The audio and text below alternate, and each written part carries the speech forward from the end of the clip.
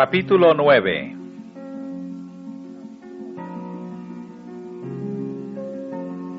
Los 7 diáconos.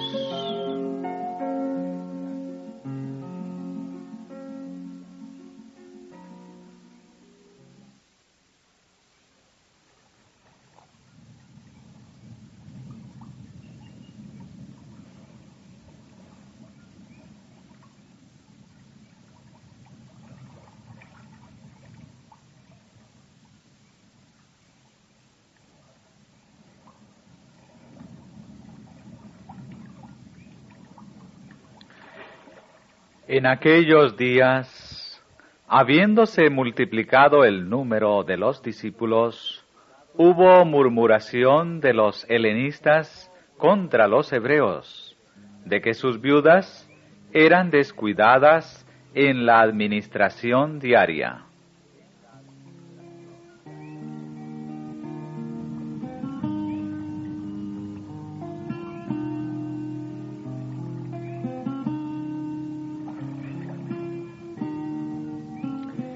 En la iglesia primitiva había gente de diversas clases sociales y distintas nacionalidades.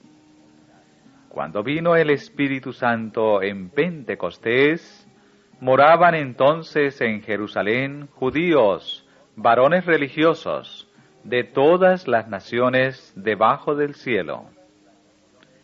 Entre los de la fe hebrea, reunidos en Jerusalén, había también algunos que eran conocidos generalmente como helenistas, cuya desconfianza y aún enemistad con los judíos de Palestina databan de largo tiempo.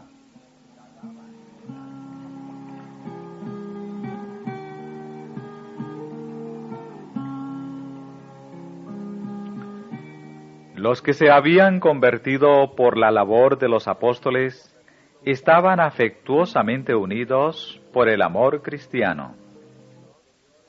A pesar de sus anteriores prejuicios, hallábanse en recíproca concordia.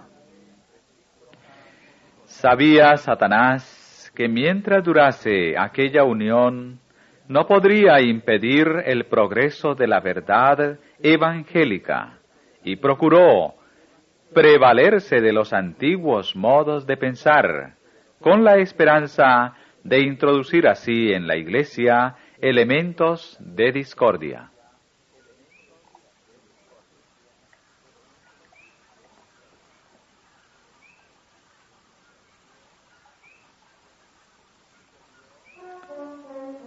Sucedió que, habiendo crecido el número de los discípulos, logró Satanás despertar las sospechas de algunos que anteriormente habían tenido la costumbre de mirar con envidia a sus correligionarios y de señalar faltas en sus jefes espirituales. Así, hubo murmuración de los helenistas contra los hebreos. El motivo de la queja fue un supuesto descuido de las viudas griegas en el reparto diario de socorros. Toda desigualdad habría sido contraria al espíritu del Evangelio, pero Satanás había logrado provocar recelos. Por lo tanto, era indispensable tomar medidas inmediatas que quitasen todo motivo de descontento, so pena de que el enemigo triunfara en sus esfuerzos y determinase una división entre los fieles.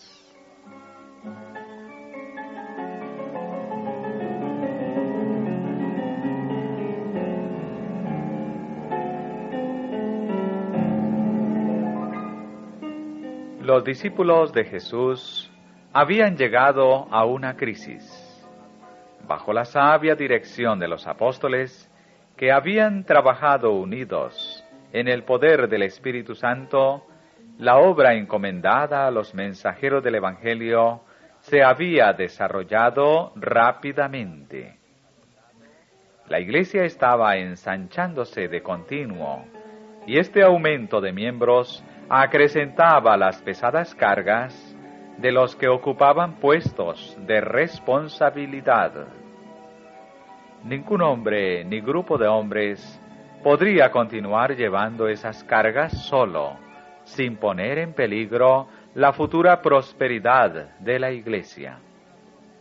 Se necesitaba una distribución adicional de las responsabilidades que habían sido llevadas tan fielmente por unos pocos durante los primeros días de la Iglesia. Los apóstoles debían dar ahora un paso importante en el perfeccionamiento del orden evangélico en la Iglesia, colocando sobre otros algunas de las cargas llevadas hasta ahora por ellos.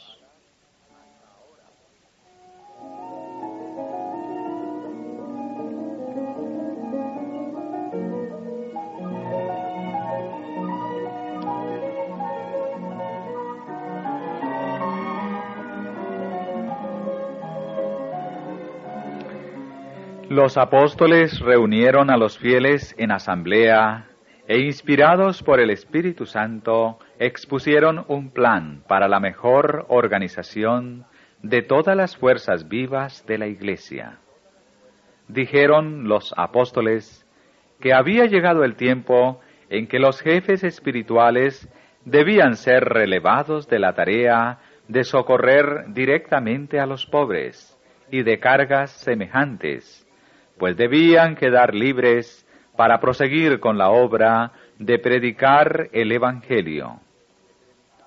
Así que dijeron: buscad pues, hermanos, 7 varones de vosotros de buen testimonio, llenos de Espíritu Santo y de sabiduría, los cuales pongamos en esta obra.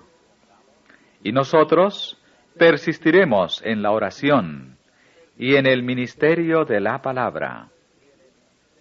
Siguieron los fieles este consejo, y por oración e imposición de manos fueron escogidos solemnemente 7 hombres para el oficio de diáconos.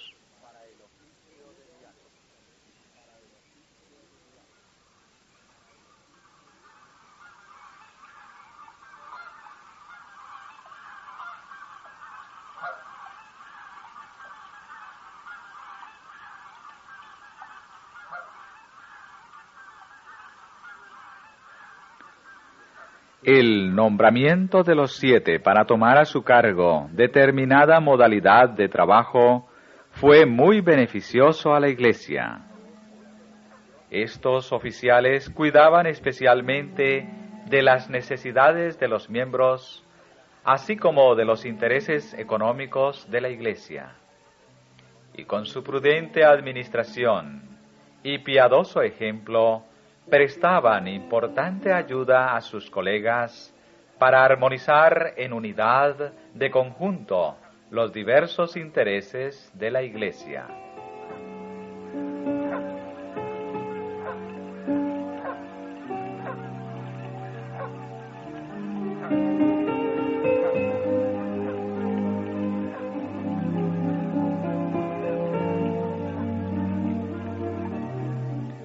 Esta medida estaba de acuerdo con el plan de Dios, como lo demostraron los inmediatos resultados que en bien de la Iglesia produjo. Y crecía la palabra del Señor, y el número de los discípulos se multiplicaba mucho en Jerusalén. También una gran multitud de los sacerdotes obedecía a la fe. Esta cosecha de almas se debió igualmente a la mayor libertad de que gozaban los apóstoles y al celo y virtud demostrados por los 7 diáconos. El hecho de que estos hermanos habían sido ordenados para la obra especial de mirar por las necesidades de los pobres no les impedía enseñar también la fe, sino que, por el contrario, tenían plena capacidad para instruir a otros en la verdad, lo cual hicieron con grandísimo fervor y éxito feliz.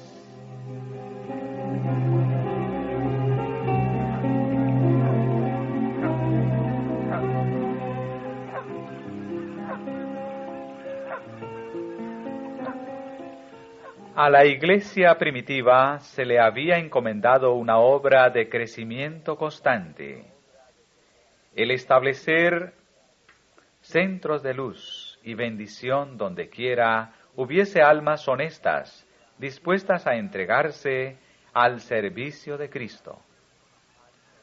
La proclamación del Evangelio había de tener alcance mundial, y los mensajeros de la cruz no podían esperar cumplir su importante misión a menos que permanecieran unidos con los vínculos de la unidad cristiana y revelaran así al mundo que eran uno con Cristo en Dios.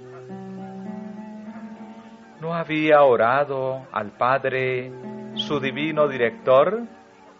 Guárdalos por tu nombre, para que sean una cosa como también nosotros. ¿Y no había declarado él de sus discípulos: el mundo los aborreció, porque no son del mundo? ¿No había suplicado al Padre que ellos fueran consumadamente una cosa, para que el mundo crea que tú me enviaste? Su vida y poder espirituales dependían de una estrecha comunión con aquel por quien habían sido comisionados a predicar el Evangelio.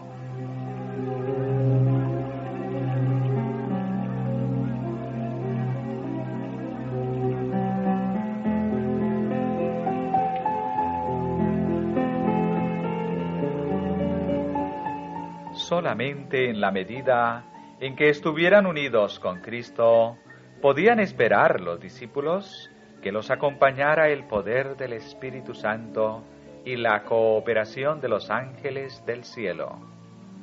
Con la ayuda de estos agentes divinos, podrían presentar ante el mundo un frente unido y obtener la victoria en la lucha que estaban obligados a sostener incesantemente contra las potestades de las tinieblas. Mientras continuaran trabajando unidos, los mensajeros celestiales irían delante de ellos abriendo el camino. Los corazones serían preparados para la recepción de la verdad y muchos serían ganados para Cristo. Mientras permanecieran unidos, la Iglesia avanzaría, hermosa como la luna, esclarecida como el sol, imponente como ejércitos en orden. Nada podría detener su progreso. Avanzando de victoria en victoria, cumpliría gloriosamente su divina misión de proclamar el Evangelio al mundo.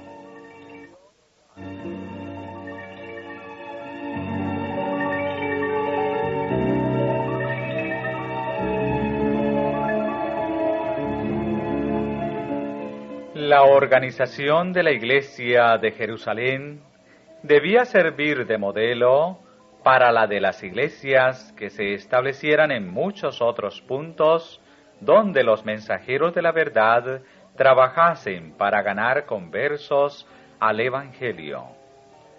Los que tenían la responsabilidad del gobierno general de la Iglesia no habían de enseñorearse de la heredad de Dios, sino que, como prudentes pastores, habían de apacentar la grey de Dios, siendo dechados de la grey. Y los diáconos debían ser varones de buen testimonio, llenos de Espíritu Santo y de sabiduría. Estos hombres debían colocarse unidamente de parte de la justicia y de mantenerse firmes y decididos. Así tendrían unificadora influencia en la grey entera.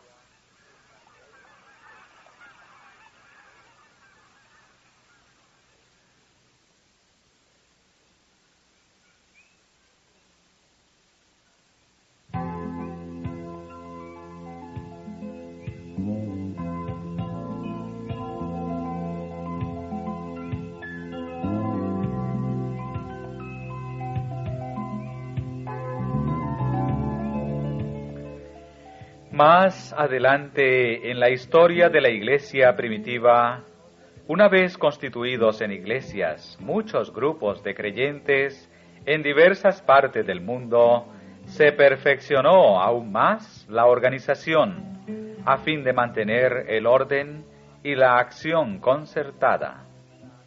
Se exhortaba a cada uno de los miembros a que desempeñase bien su cometido, empleando útilmente los talentos que se le hubiesen confiado.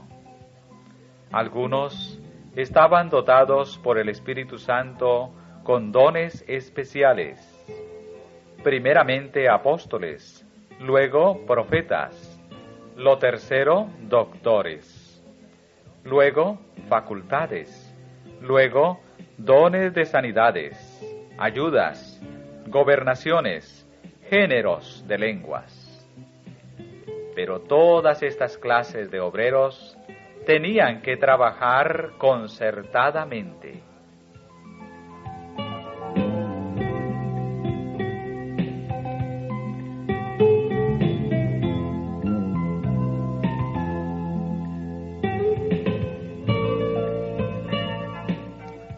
Hay repartimiento de dones, mas el mismo Espíritu es, y hay repartimiento de ministerios, mas el mismo Señor es, y hay repartimiento de operaciones, mas el mismo Dios es el que obra todas las cosas en todos.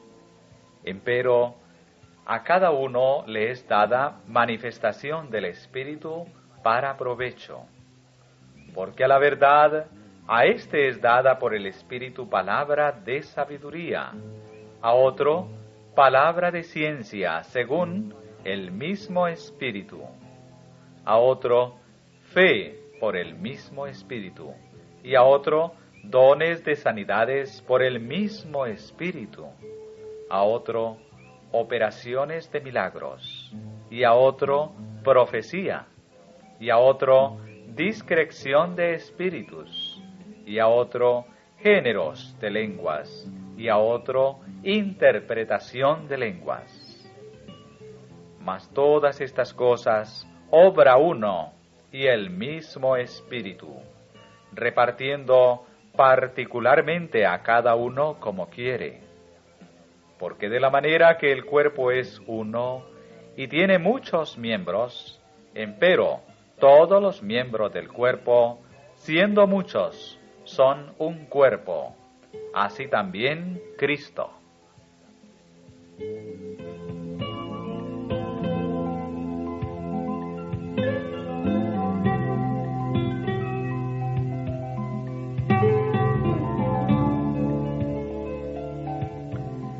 Son solemnes las responsabilidades que descansan sobre aquellos que son llamados a actuar como dirigentes de la Iglesia de Dios en la tierra. En los días de la teocracia, cuando Moisés estaba empeñado en llevar solo cargas tan gravosas que pronto lo agotarían bajo su peso, Jetro le aconsejó que planeara una sabia distribución de las responsabilidades. ¿Estás tú por el pueblo delante de Dios?, le aconsejó Jetro, y somete tú los negocios a Dios, y enseña a ellos las ordenanzas y las leyes, y muéstrales el camino por donde anden, y lo que han de hacer. Jetro aconsejó además que se escogieran hombres para que actuaran como caporales sobre 1000, sobre 100, sobre 50 y sobre 10. Estos habían de ser varones de virtud, temerosos de Dios, varones de verdad, que aborrezcan la avaricia. Ellos habían de juzgar al pueblo en todo tiempo, aliviando así a Moisés de la agotadora responsabilidad de prestar atención a muchos asuntos menores que podían ser tratados con sabiduría por ayudantes consagrados.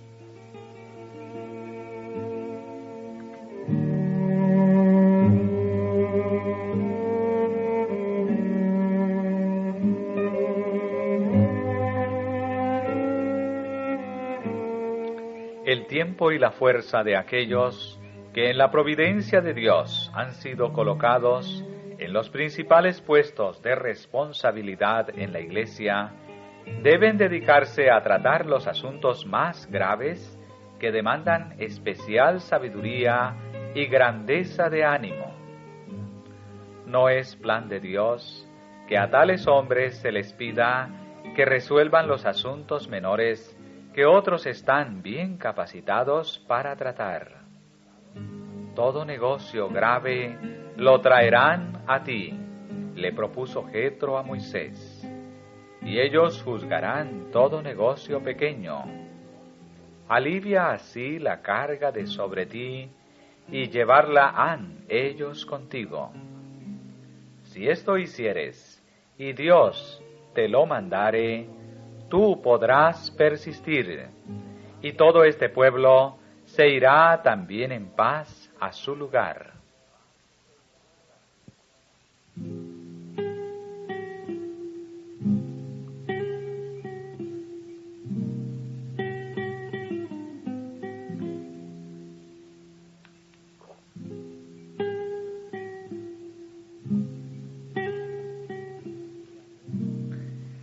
De acuerdo con este plan, escogió Moisés varones de virtud del pueblo de Israel, y púsolos por cabezas sobre el pueblo, caporales sobre 1000, sobre 100, sobre 50 y sobre 10.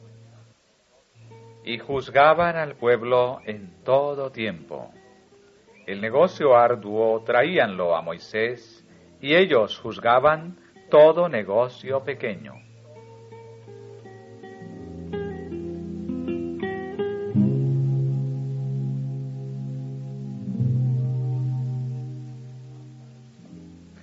Más tarde, al escoger 70 ancianos para que compartieran con él las responsabilidades de la dirección, Moisés tuvo cuidado de escoger como ayudantes suyos hombres de dignidad, de sano juicio y de experiencia.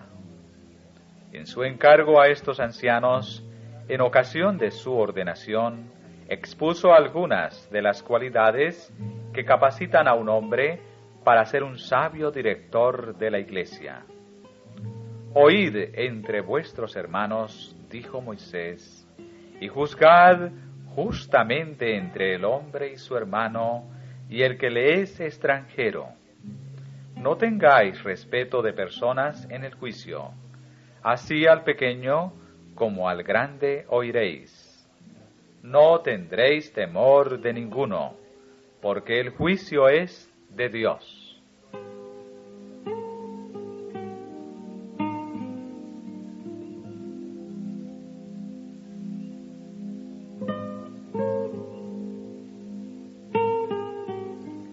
El rey David, hacia el fin de su reinado, hizo un solemne encargo a aquellos que dirigían la obra de Dios en su tiempo, convocando en Jerusalén a todos los principales de Israel, los príncipes de las tribus y los jefes de las divisiones que servían al rey, los tribunos y centuriones, con los superintendentes de toda la hacienda y posesión del rey, y sus hijos, con los eunucos, los poderosos y todos sus hombres valientes. El anciano rey les ordenó solemnemente, delante de los ojos de todo Israel, congregación de Jehová, y en oídos de nuestro Dios.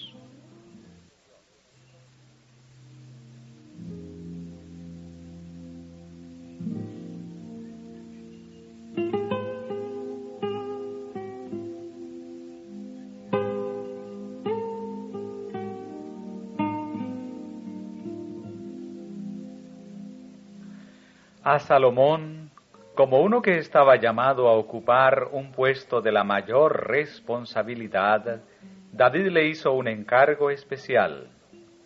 Y tú, Salomón, hijo mío, conoce al Dios de tu padre y sírvele con corazón perfecto y con ánimo voluntario, porque Jehová escudriña los corazones de todos y entiende toda imaginación de los pensamientos.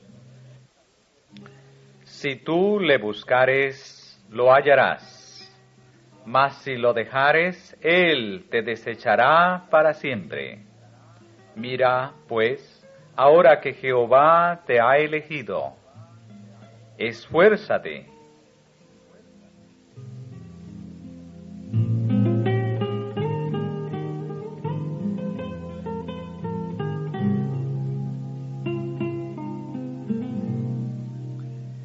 Los mismos principios de piedad y justicia que debían guiar a los gobernantes del pueblo de Dios en el tiempo de Moisés y de David, habían de seguir también aquellos a quienes se les encomendó la vigilancia de la recién organizada Iglesia de Dios en la dispensación evangélica.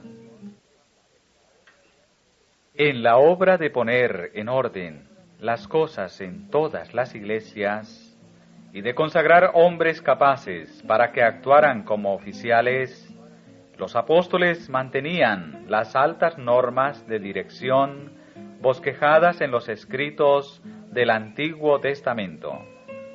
Sostenían que aquel que es llamado a ocupar un puesto de gran responsabilidad en la iglesia debe ser sin crimen, como dispensador de Dios, no soberbio, no iracundo, no amador del vino, no heridor, no codicioso de torpes ganancias, sino hospedador, amador de lo bueno, templado, justo, santo, continente, retenedor de la fiel palabra que es conforme a la doctrina, para que también pueda exhortar con sana doctrina y convencer a los que contradijeren.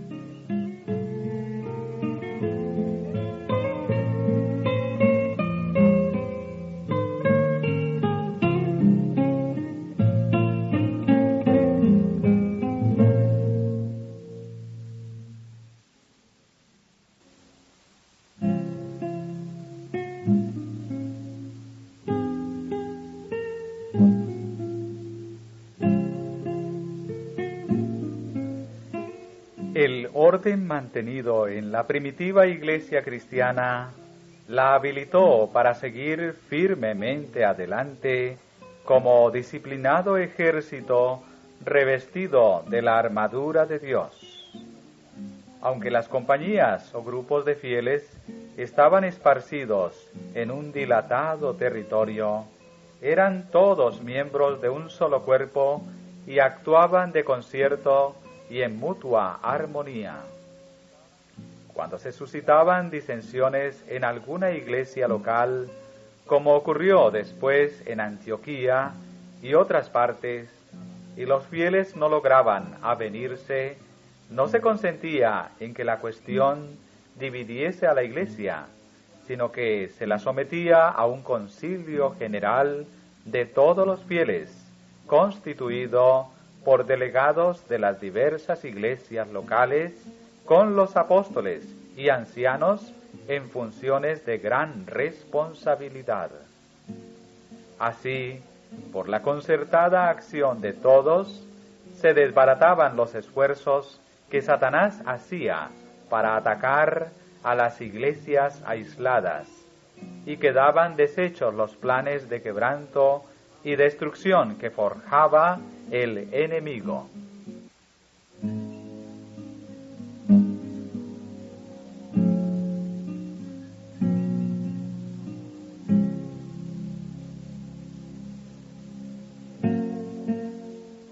Dios no es Dios de disensión, sino de paz, como en todas las iglesias de los santos, y quiere que hoy día se observe orden y sistema en la conducta de la iglesia, lo mismo que en tiempos antiguos. Desea que su obra se lleve adelante con perfección y exactitud, a fin de sellarla con su aprobación. Los cristianos han de estar unidos con los cristianos y las iglesias con las iglesias, de suerte que los instrumentos humanos cooperen con los divinos, subordinándose todo agente al Espíritu Santo y combinándose todos en dar al mundo las buenas nuevas de la gracia de Dios.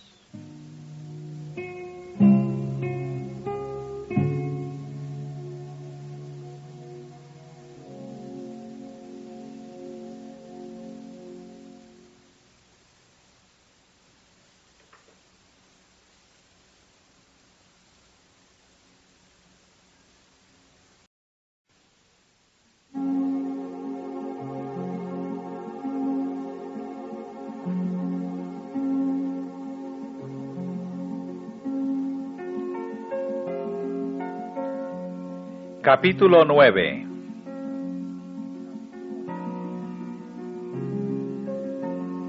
Los 7 diáconos.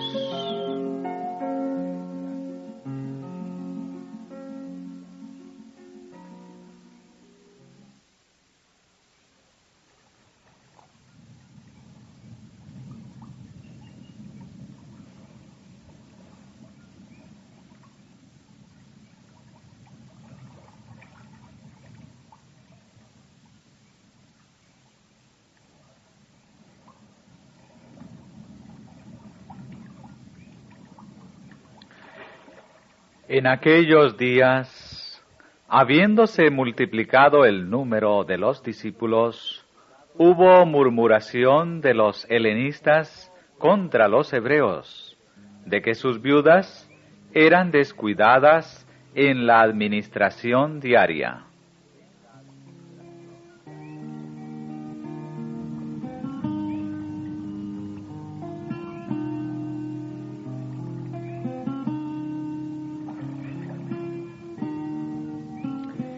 En la iglesia primitiva había gente de diversas clases sociales y distintas nacionalidades.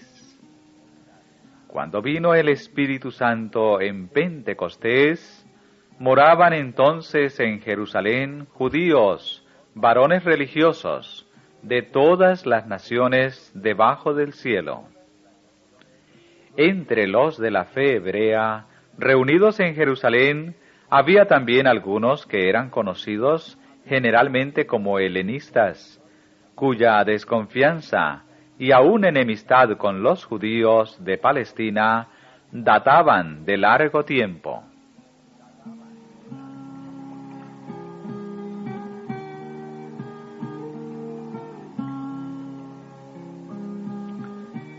Los que se habían convertido por la labor de los apóstoles estaban afectuosamente unidos por el amor cristiano. A pesar de sus anteriores prejuicios, hallábanse en recíproca concordia. Sabía Satanás que mientras durase aquella unión, no podría impedir el progreso de la verdad evangélica, y procuró prevalerse de los antiguos modos de pensar, con la esperanza de introducir así en la Iglesia elementos de discordia.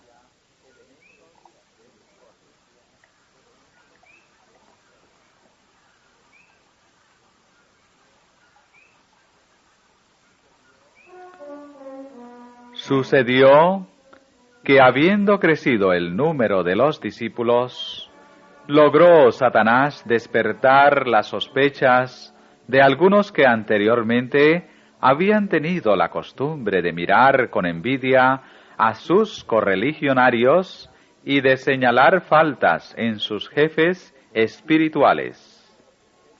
Así, hubo murmuración